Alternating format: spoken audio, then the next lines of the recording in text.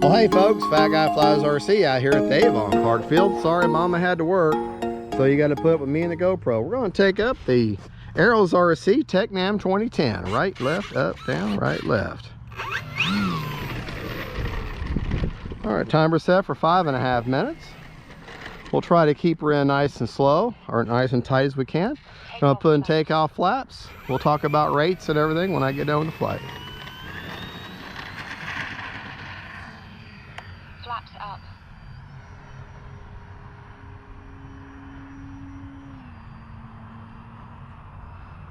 I'm running a 2700 Hobby Star. Enter.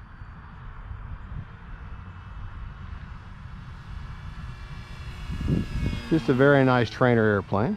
Time remaining 5 minutes.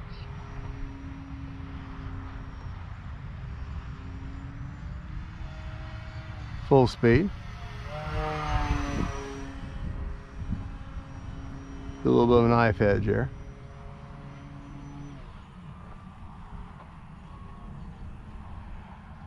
Landing flaps.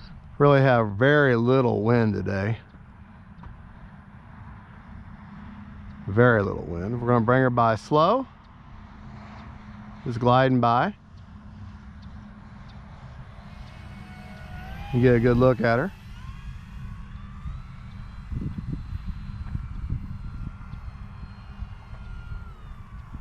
The flaps are in, so it's got a little bit of ballooning if I get too much gas. But you're turned around here. See if we can't bring her in for a landing here. Oh, coming in too hot. Let's get turned around here. We'll come in from the other direction.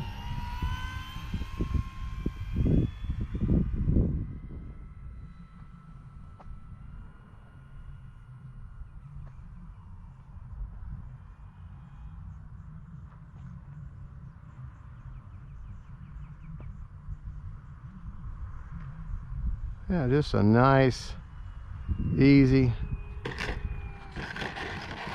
little plane to fly. Flaps up. All right, let's get turned around. We'll take off towards me. Now, understand this plane, the nose gear, the way it steers and how close it is to the ground, I don't recommend this on a anything more than a putting green as far as grass. Even though our grass is nice and trimmed today, I don't recommend this plane. If you want a hard surface, geotech, extremely short grass only. Now this plane also is sold with floats, so then that's no longer an issue. Bring it right by us here.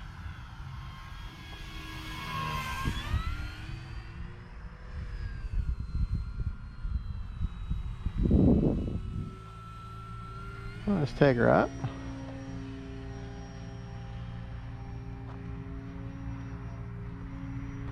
Do a little couple of rolls there. A loop and rolls there. Bring it right by us.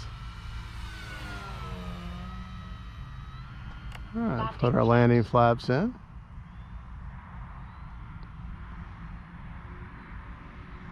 Just a short little flight. I don't know if I'm with the wind right now. Let me turn around, come the other direction. Time remaining 3 minutes.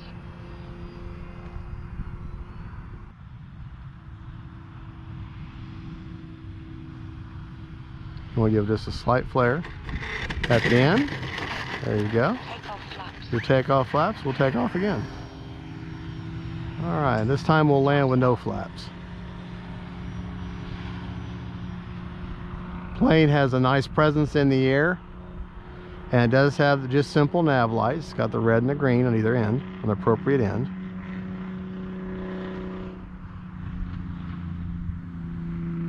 If you want to just give a slight flare at the end, let your mains touch first. That was a 3-point landing there. All right, we'll get turned around here. We're going to take off one more time. This time we'll take off with no flaps.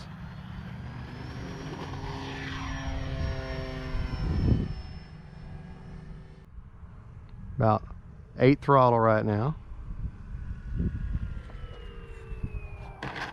There you go. Greaser. Flaps up. All right, let's get turned around. I want to show you a peculiarity about this plane. I considered a design error, but you can look at that nose, it's kind of wobbling just a little bit. But if you don't, if you need to check your Tecnam. Now they're good, don't get me wrong, it's not a deal breaker. It's a great plane. But the way they've designed the nose gear, it needs more reinforcement around it. Okay. If you look, let me check the battery real quick. That's where I've got the 2700, and I've got a AR620 antennaless receiver in there. Okay, let's check the well, we won't be able to check the battery. I didn't bring the checker with me. But we didn't fly the full time anyways. But I want to show you something about, if you get your Tecnam, I suggest going ahead and doing this. Just go ahead and do it. If you look, see that servo? That is the stock servo. Okay, what I did is I dug down in either side of that servo and I put some wood, shoved some wood on either side of that and glued that back in place. The reason is because you've got a lot of torque, okay, side pressure on this front nose gear, okay, and that servo is encased in just foam.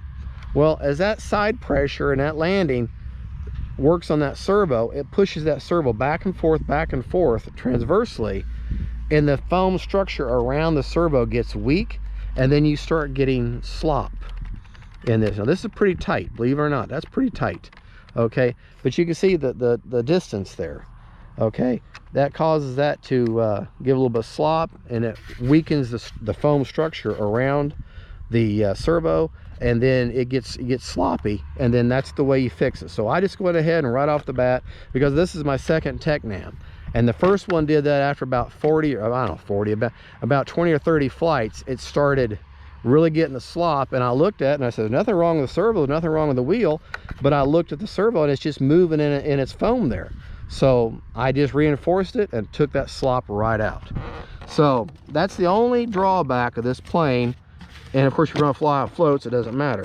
The other thing is, make sure on this latch, don't just put it in there. You want to hear that snap, otherwise your battery hatch will come off. And I learned that the hard way. Well folks, that is the Tecnam 2010 from Arrows RC. Great flying little plane. I do recommend it. I have talked to Arrows and Hobby Zone. They're aware of that possible problem. It's not, that may not be that way with your Tecnam, but just check it.